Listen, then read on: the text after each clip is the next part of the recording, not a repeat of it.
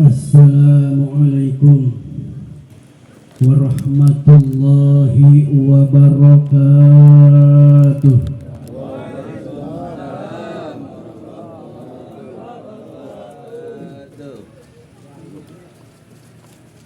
Alhamdulillahilladzi amarna wa awjabana bin nikah. Wassalatu wassalamu ala asyrafil anbiya'i wal mursalin Sayyidina Muhammadin wa ala alihi wa sahbihi ajma'in. Ashhadu an la ilaha illallahul malikul haqqul mubin wa ashhadu anna sayyidina Muhammadan abduhu wa rasuluhu mab'usu rahmatan lil alamin. Allahumma salli wa sallim ala sayyidina Muhammad abdika wa rasulika nabiyil ummi wa ala alihi wa sahbihi ajma'in. Qala Allah ta'ala fi ayatihil karim, a'udzu billahi minasy syaithanir rajim. Bismillahirrahmanirrahim. Nisa'ukum harasul lakum fa'tu harsakum anna syi'tum. Wa qala ta'ala Bismillahirrahmanirrahim. Rabbana hab lana min azwajina wa dhurriyyatina qurrata a'yunin waj'alna lil muttaqina imama.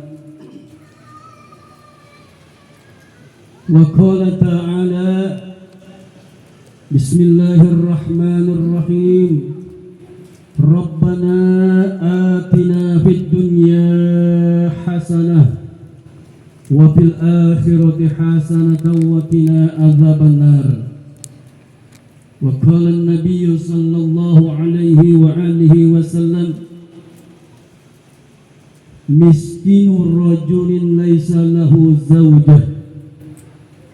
Wa qala an-nabiy sallallahu alaihi wasallam, an-nikahu sunnati faman raghiba an sunnati falaysa minni. Sadaqallahul azim. Yang saya hormati penata waktu, penata acara, sekaligus MC, yaitu Bapak Ustadz Iwan, dan yang saya hormati sahibil bait, sahibil maksud, sahibil walimah, yaitu Bapak Gimin sekeluarga. Mudah-mudahan selalu diberikan kesehatan oleh Allah Subhanahu wa ta'ala, diberikan kekuatan oleh Allah Subhanahu wa ta'ala, yang insya Allah pada esok hari akan mengadakan resepsi pernikahan.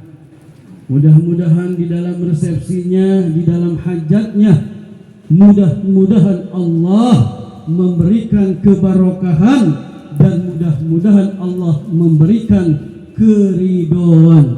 Amin ya rabbal alamin. Dan tak lupa pula kepada para alim, para ulama, para kiai, para asatiz yang sama kita hormati, yang sama kita muliakan, yang sama kita cintai. Wabil khusus Tuan Guru Syekhinal Kiai Haji Ikin Shadiqin, dan tak lupa pula kepada Ustadz Ucu dan Ustadz Samudi dan Ustadz Komar dan Ustadz Robi dan Ustadz Iwan dan Ustadz yang dari Menceng yang saya tidak sebutkan nama beliau. Insya Allah, bahkan demi Allah, saya tidak mengurangi rasa hormat saya dan ta'zim saya. Tentunya kita harus mendoakan kepada para kiai, kepada para ustadz. Mudah-mudahan para kiai, para ustadz dipanjangkan umurnya yang berkah, disehatkan untuk bekal ibadahnya, dimuliakan selalu oleh Allah Subhanahu wa ta'ala, dan mudah-mudahan para keluarganya diberikan kesehatan dan panjang umur, dan mudah-mudahan putra-putrinya dijadikan putra-putri yang saleh dan solehah untuk meneruskan perjuangan ayahanda-ayahndanya. Apakah kita harus mendoakan para kiai, para ustadz? Tentunya kita harus mendoakan kepada para kiai, kepada para ustadz. Kenapa kita harus mendoakan kepada kiai, kepada para ustadz? Tentunya supaya para kiai dan para ustadz dipanjangkan umurnya oleh Allah Subhanahu wa ta'ala. Kalau kiai dan ustadz sudah tidak ada di wilayah ini, artinya sudah mati. Bukan mati bahasa kasar, mati itu bahasa Arab, benar nggak? Wa nusuki wa mahyaya wa mamati. Kalau kiai, para ustadz sudah tidak ada di wilayah ini, apakah dengan 7 tahun, dengan 10 tahun, dengan 5 tahun bisa untuk menggantikannya? Belum tentu 7 tahun, 5 tahun, 10 tahun ada penggantinya. Para ustadz, para kiai beda dengan para pejabat. Kalau presiden mati, di belakangnya sudah tentu pasti ada yang menggantikannya. Di belakangnya tentu sudah banyak penggantinya. Benar? Benar nggak? Kalau lurah mati, tentunya di belakangnya sudah banyak para penggantinya. Kalau camat mati, tentunya di belakangnya sudah banyak para penggantinya. Banyak yang ingin menggantikannya. Beda dengan para ulama, para kiai, para ustadz. Ada kiai di wilayah meninggal dunia, belum tentu 5 tahun, 7 tahun, 10 tahun. Benar? Untuk ada penggantinya, belum tentu. Benar nggak? Benar Pak? Makanya kita kepada para kiai, kepada para ustadz, jangan ada rasa benci, jangan ada rasa hasud. Kenapa? Karena para kiai, para ustadz itu pondasi wilayah. Benar? Kalau kita benci sama kiai, sama ulama, sama ustadz, sama aja lu orang nendang pondasi PA. Benar nggak? Kalau lu orang benci sama kiai, benci sama ustadz, sama aja lu nendang pondasi. Kira-kira pondasinya yang sakit, apa kaki lu yang sakit? Benar nggak? Tentunya kaki kita yang sakit. Kalau kita benci sama kiai, benci sama ustadz, awas. Kiai, ustadz itu pondasinya wilayah. Benar? Terus nih.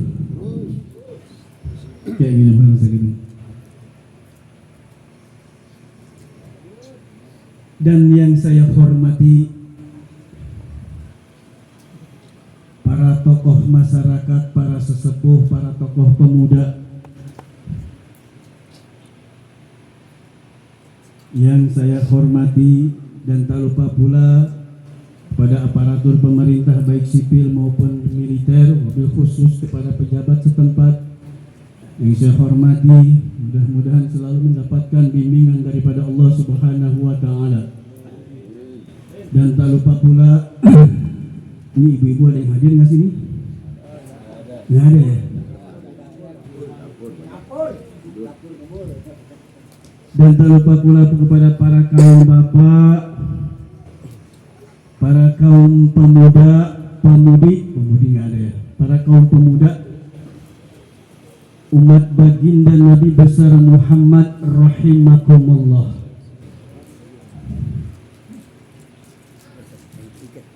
Mudah-mudahan dengan berkumpulnya kita di majelis ini, dengan berkumpulnya di tempat ini, mudah-mudahan menjadikan turunnya rahmat Allah Subhanahu wa Ta'ala. Mudah-mudahan nanti kita setelah pulang dari sini, mudah-mudahan diampuni dosa-dosa kita oleh Allah Subhanahu wa Ta'ala. Dan mudah-mudahan apabila di antara kita ada yang sakit, Allah angkat penyakit-penyakitnya. Dan mudah-mudahan di antara keluarga kita ada yang sakit, insya Allah mudah-mudahan diangkat penyakitnya. Dan mudah-mudahan di antara kita ada yang mempunyai hutang, mudah-mudahan Allah cepat lunaskan hutangnya. Amin ya rabbal alamin.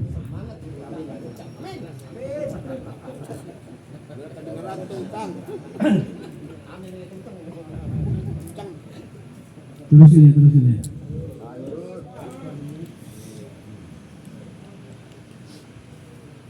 Saya sebenarnya bukan mau ceramah ini. Kalau kata orang Kulon mah mau cah-cahan. Mau si cah-cahan setuju? Enggak, maksudnya biar orang Jakarta pada tahu nih apa sih cah-cahan. Aslinya ke sini enggak apa-apa. Iya. Kalau buat yang ceramah di sini mungkin banyak para kiai kita, para ustadz kita. Kalau saya yang pertama tujuannya bersilaturahmi, yang kedua mau cah-cahan sama jamaah sekalian. Mudah-mudahan dengan cah-cahan kita ada barokahnya, khususnya kepada sohibil bait, sohibil hajah, dan mobil khusus lagi kepada kedua mempelai. Mudah-mudahan kedua mempelai mendapatkan keberkahan daripada Allah Subhanahu wa Ta'ala. Marilah kita membacakan sholawat dulu kepada Nabi Sallallahu Alaihi Wasallam. Allahumma sholli sholatan kamilatan wa salim salaman taman ala sayyidina Muhammadin alladhi tanhalu bihil uqadu wa tanfariju bihil qurabu wa tuqda bihil hawaiju wa tunalu bihil raqaibu wa husnul khawatimi wa yustasqal dhamamu biwajhihil karim wa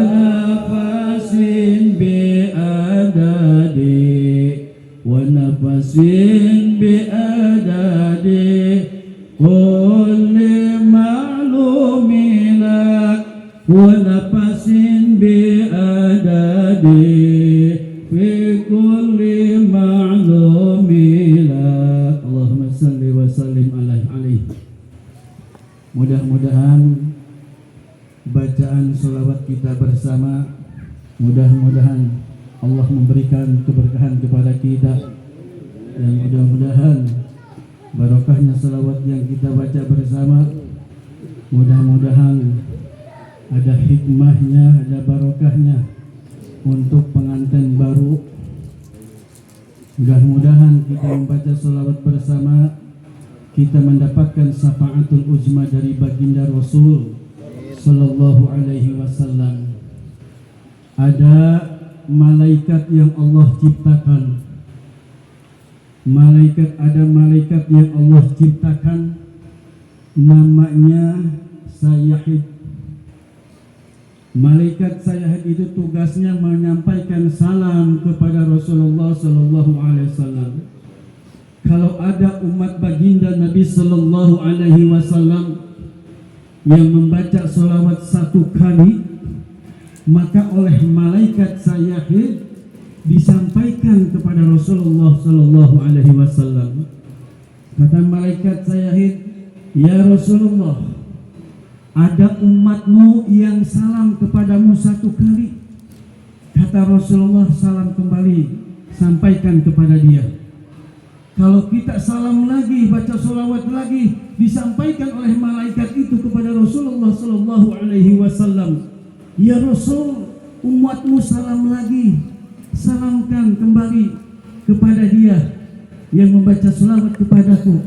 Kalau kita sebagai umat Nabi, kalau kita sebagai umat Nabi dalam satu hari satu malam membaca sholawat 100 kali kepada baginda Nabi, yakin insya Allah baginda Nabi Sallallahu Alaihi Wasallam akan kenal dengan kita sebagai umatnya yang selalu membaca sholawat dalam satu hari satu malam 100 kali. Subhanallah. Sedangkan kata Nabi, "Man sholla alayya wahidatan sallallahu alaihi asyra sholawatin wa hatta anhu asyra khati'atin wa rafa'a lahu asyra darajatin." Kata Nabi, "Man sholla alayya wahidatan sallallahu alaihi asyra sholawatin." Barang siapa yang membaca sholawat kepadaku sebanyak satu kali, Allah memberikan 10 kebaikan. Wa hatta anhu asyra khati'atin, Allah akan menghapuskan dari 10 kesalahan dosa. Wa rafa'a lahu asyra darajatin, dan Allah akan meninggikan 10 derajat kebaikan. Subhanallah. Cinta nggak sama sholawat nih? Isok baca sholawat nih, Mak. Isok baca sholawat. Mana dekat tempat cahaya sholawatnya? Hah? Isok tuh baca sholawat boro-boro 100 kali. Sekali baik kadang-kadang poho. Benar. Hadirin umat baginda Nabi besar Muhammad rahimakumullah. Kita ke pokok persoalan. Kata Sohibul Hajat, jangan lama-lama Ustaz, berkatnya takut basi gitu. Insya Allah 10 menit. Kita kembali ke persoalan nikah. Nikah asal kata dari nakaha yang kihu nikahan, yang berarti kawin. Dapat diartikan juga bersatu, berkumpul, bersetubuh. Benar. Tapi kata para santri, nikah itu ada 3 huruf. Nikah itu ada 3 huruf. Fi'il madinya nun kafha nakaha. Kata para santri, nikah itu ada 3 huruf.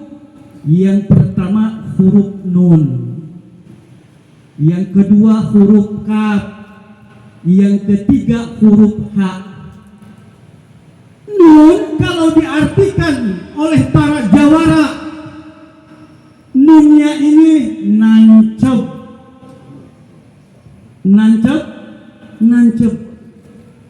Kapnya apa? Nancepkeun. Kapnya apa? Kanu. Haknya apa? Handap. Kalau kata jawara, nancepkeun kanu handap. Paham? Hah? Belum paham ya? Walau kebaik belum paham. Siapa yang udah paham? Kalau udah paham balik. Nikah itu terbagi dari 3 huruf. Yang pertama huruf nun, yang kedua huruf kaf, yang ketiga huruf ha. Kata jawara nun itu nancepkeun, kafnya kanu, haknya handap. Nancepkeun kanu handap. Paham? Paham enggak? Nah ini kalau kata para santri, nun itu nunnya nikmat, kapnya apa? Kasrotul hasanah, banyak ganjaran, artinya banyak ganjaran. Haknya apa? Hikmah.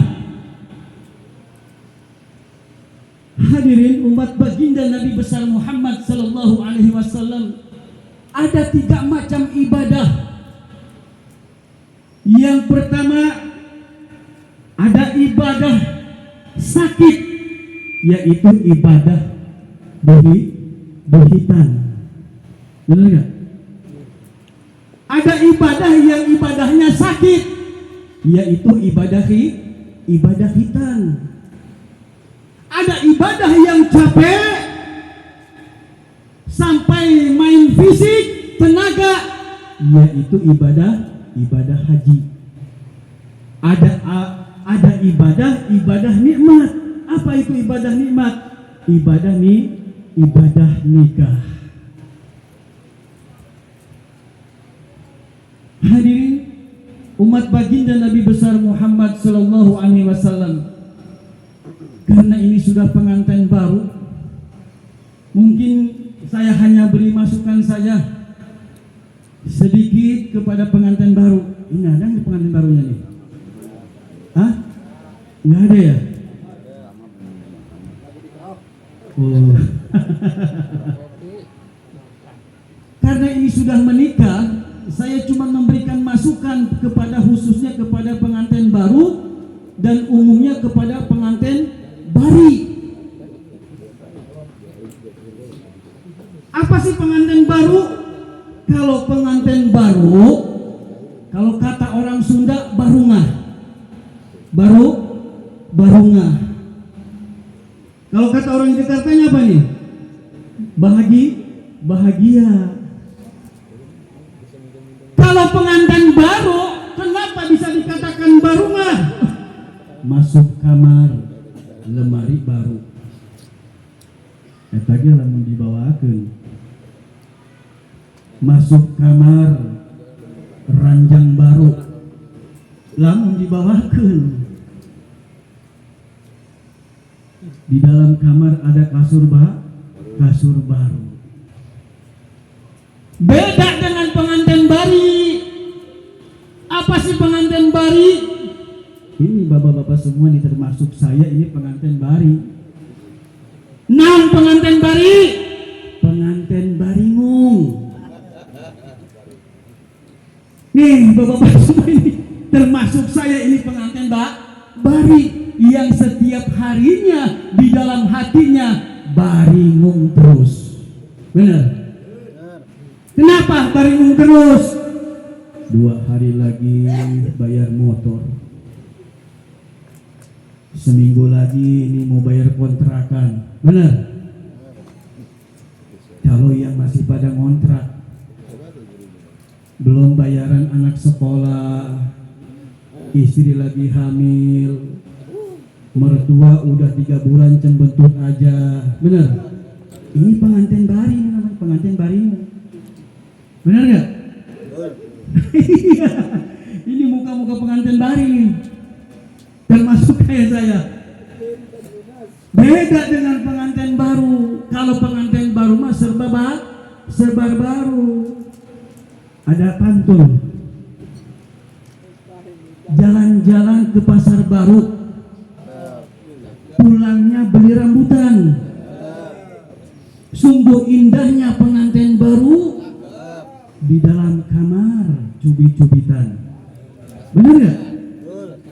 Malam pertama cubit-cubitan. Kata si istrinya, dicubit. Apa kata suaminya? Iya. Dicubit lagi.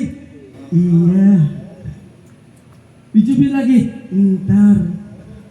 Kalau pengantin baru. Beda dengan pengantin bari. Kalau pengantin bari, kita lagi kumpul sama istri, di dalam kamar sama istri, dicubit sama istri. Apa jawaban pengantin bari? Dicubit nih kita sama istri. Jawabannya apa? nyeri goblok. Benar nggak? Dicubit lagi, nyeri tolol. Kenapa? Karena sudah mengurangi rasa cintanya, sudah mengurangi rasa cinta yang paling dalam kepada seorang istri. Benar? Bahkan ada lagi pantun nih, jalan-jalan ke pasar baru, pulangnya beli kedondong, ya kan? Sungguh indahnya pengantin baru, masuk ke kamar harus digendong. Waduh, itu benar-benar pengantin baru nih, bener nggak? Ini pengantin baru, istrinya dari kamar mandi, suaminya di kamar. Andong, andong, apa sih? Gendong, digendong sama suaminya. Kenapa?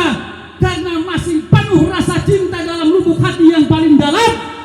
Digendong tanpa ada rasa berat, tanpa ada rasa lelah, tanpa ada rasa capek. Kenapa? Karena masih ada rasa cinta yang dalam lubuk hatinya. Padahal istrinya itu beratnya 60 kilo. Istrinya beratnya 60 kilo. Enggak ada yang namanya rasa berat, enggak ada yang namanya rasa lelah. Kenapa? Karena diiringi rasa cinta yang paling dalam lubuk hatinya. Benar? Benar ya? Kalau semua kita iringi dengan rasa cinta yang paling dalam, apapun, bentuk apapun akan menjadi, bentuk apapun yang atau bentuk yang berat akan menjadi ringan, akan menjadi enteng. Benar nggak? Benar nih? Nah, misalkan di wilayah kita membangun masjid, misalkan di wilayah kita ngebangun masjid yang diperkirakan total biayanya 3 miliar atau 2 miliar atau 1 miliar, sederhananya saja 1 miliar. Kalau kita renungi dengan secara logika, ya jadi pamuan dia masjid. Benar nggak? Jadi panggah ini masjid. Sedangkan total biaya yang diperkirakan 3 miliar. Kira-kira jadi apa tidak ini? Itu kalau direnungi, dihayati dengan logika. Kalau kita iringi dengan rasa cinta yang mendalam kepada Allah, dengan rasa cinta kepada rumah Allah, yaitu masjid Allah, semua akan beres, semua akan jadi. Kenapa? Karena di dalam lubuk hati kita ada rasa cinta yang sangat dalam. Benar? Benar nggak? Hadirin umat baginda Nabi besar Muhammad sallallahu alaihi wasallam. Saya mau kasih masukan lagi nih sama pengantin baru. Kalau pengantin baru, ada pengantin baru yang baru menikah.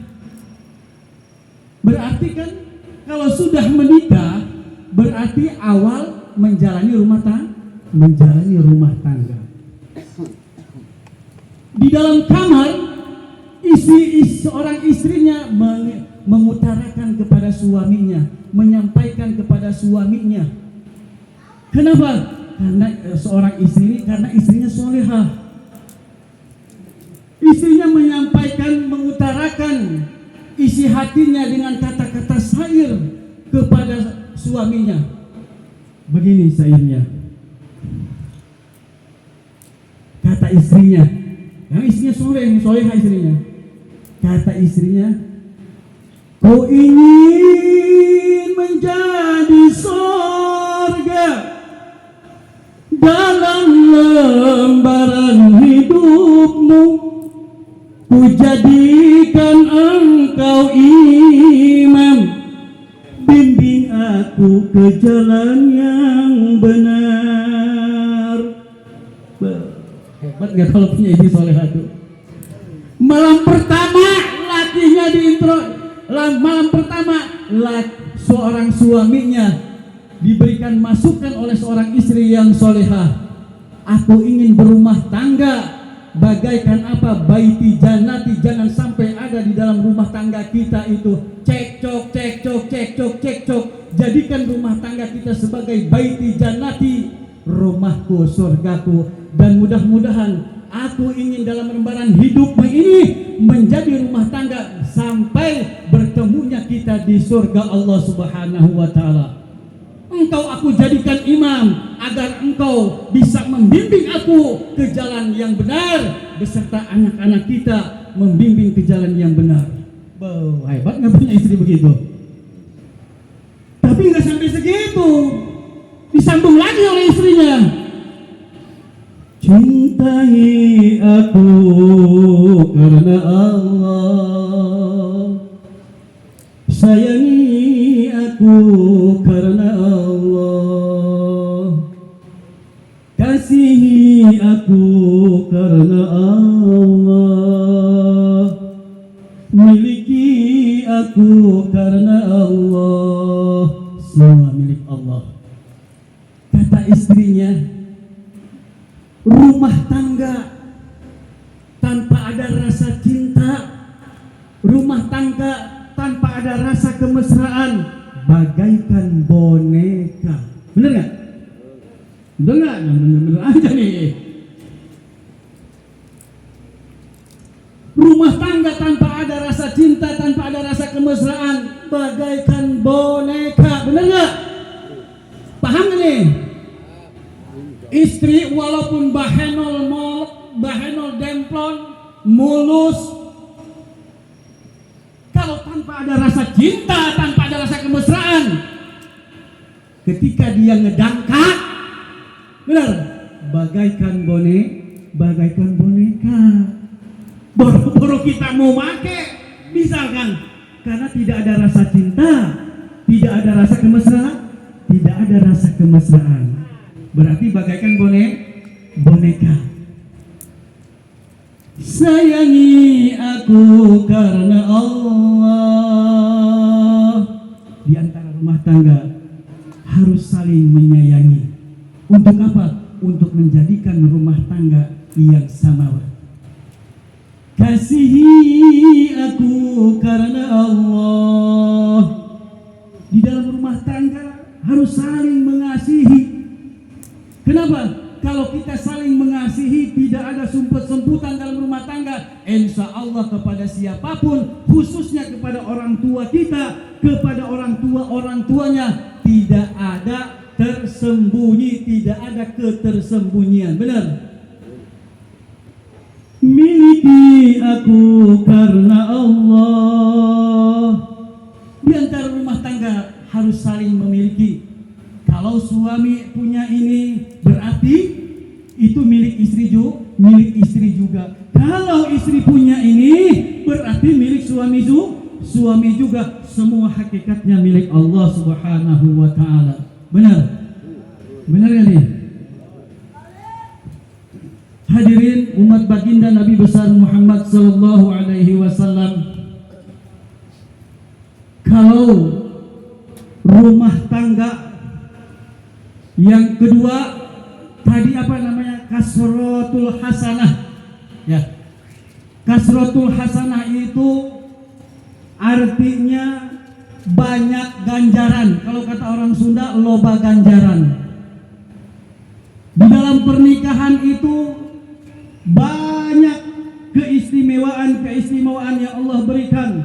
Banyak ganjaran yang Allah berikan. Di antaranya, gimana nggak enak di dalam pernikahan kalau seorang istri masak buat suaminya sampai mengeluarkan keringat. Itu seorang istri masak untuk suaminya, itu zahirnya doang keringat, tetapi keringat itu hakikatnya Allah rontokkan dosa seorang istri. Subhanallah. Makanya kasih tahu sama istri, "Ma, udah keringetan belum? Coba lihat. Kalau udah keringetan, ini akan menjadikan rontoknya dosa. Akan dirontokkan dosa-dosa mama oleh Allah Subhanahu wa taala." Enggak sampai di situ seorang istri. Bahkan seorang istri kalau merawatkan suami makan, suami dirawatin sama istri. Dari satu butir nasi akan menjadikan kiparat 10 dosa daripada Allah Subhanahu wa taala. Benar enggak? Ini bapak suka dirawatin nggak nih, sama istri? Ini mukanya muka nggak dirawatin. Hah? Mukanya nggak suka dirawatin sama istri nih. Hah? Ini suka dirawatin nggak kalau makan sama istri? Hah? Nah, ini makanya. Satu butir nasi akan menjadikan kiparat 10 dosa. Bagaimana kalau dimakan oleh seorang suaminya? Satu piring ada 1 juta butir nasi, berarti 10 kali 1 juta Allah hapuskan, Allah ampuni dosa-dosanya seorang istri. Subhanallah. Emang kalau pengantin baru mah masya Allah. Kadang-kadang kita pulang kerja aja. Kadang-kadang kita pulang kerja istri nggak ada. Boro-boro di zaman sekarang ini pengantin baru ini kadang-kadang makan aja kita ngambil sendiri. Benar? Ngambil sendiri, ngelunjak berapa majikan? Hah? Di luar mah jadi jawara. Di mah makalah mau majikan bloon. Benar? Di luar lu jadi jawara. Di rumah lu takut sama istri bloon. Benar gak? Kita jangan bloon, Pak. Benar gak? Kita jadi suami jangan bloon. Jangan mau dilunjak sama istri. Benar gak? Ya astagfirullah. Rabbana ya karim. Hadirin jamaah, umat baginda Nabi besar Muhammad sallallahu alaihi wasallam. Memang kalau kita ini disebutnya pengantin baringung. Bahkan ada kadang-kadang di dalam rumah tangga, setiap suaminya pulang kerja, kadang-kadang istri nggak ada. Benar nggak? Istri nggak izin, kagak ada. Besok pulang kerja lagi, istri nggak ada. Masya Allah, inilah rumah tangga yang akan cepat menimbulkan perceraian. Na'udzubillah summa na'udzubillah. Lama kelamaan seorang suami kesal. Benar nggak? Seorang suami kesal, padahal pulang kerja. Setiap pulang istri nggak ada. Apa kata suaminya? Bagaimana aku tak betah di rumah, setiap pulang kerja engkau tiada. Jangankan kau menyambutku dengan senyuman manismu, secangkir kopi pun tak tersedia.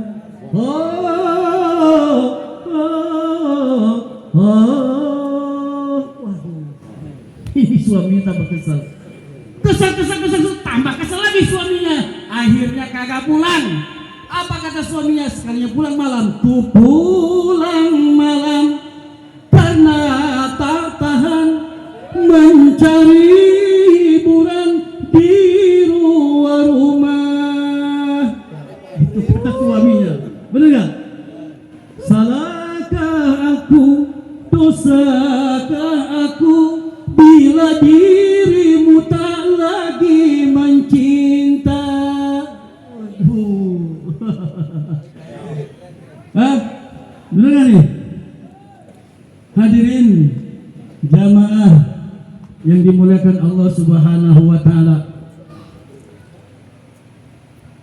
saya amanatkan lagi kepada siapa namanya ke calon kedua mempelai yang sudah menjadi pengantin baru.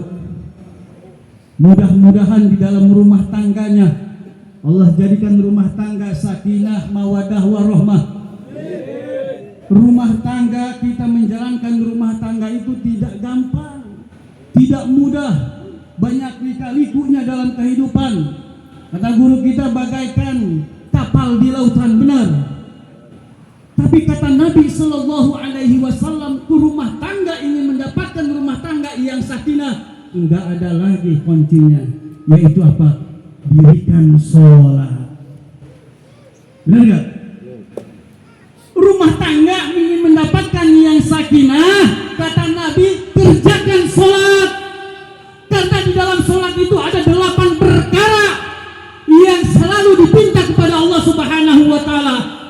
sih itu 8 perkara yang selalu dibaca ketika melaksanakan sholat, ketika mendirikan sholat, ketika mengerjakan sholat. Yang pertama, Rabbighfirli, ampunilah aku. Mudah-mudahan dosa besar, kecil, sengaja maupun yang tidak sengaja akan diampuni dosanya oleh Allah Subhanahu wa ta'ala. Yang kedua, warhamni, kasihanilah aku, rahmatilah aku. Di dalam rumah tangga kita kalau diiringi dengan sholat, selalu sholat, tidak lupa dengan sholat, insya Allah Allah akan selalu mengasihi apa yang kita butuhkan, apa yang kita perlukan, apa yang kita inginkan. Insya Allah Allah akan selalu mengasihi kepada kita sebagai hambanya yang di dalam rumah tangganya selalu mengerjakan sholat. Yang ketiga apa? Rabbighfirli warhamni wajburni, cukupilah aku, tutupi aibku. Kalau kita rumah tangga tidak meninggalkan sholat, selalu sholat, insya Allah semua kebutuhan kita yang kecil maupun yang besar, insya Allah akan diberikan kecukupan oleh Allah Subhanahu wa ta'ala. Besar atau tidaknya itu hak prerogatif Allah, betul?